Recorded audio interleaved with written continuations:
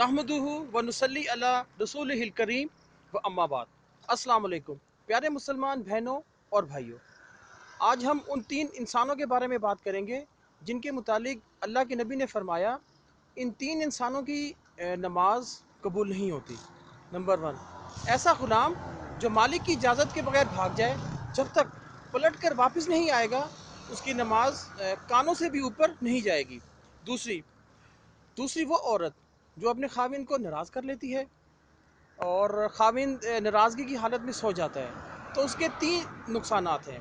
Number 1, खाविन नाराज़ है और सो गया है तो ये औरत तहज्जुद भी पढ़ ले तो कानों से ऊपर इसकी नमाज नहीं जाएगी। नंबर 2, खाविन नाराज़गी की हालत में सो जाता है, सुबह तक इस औरत पर फरिश्तों की लानतें पड़ती रहेंगी।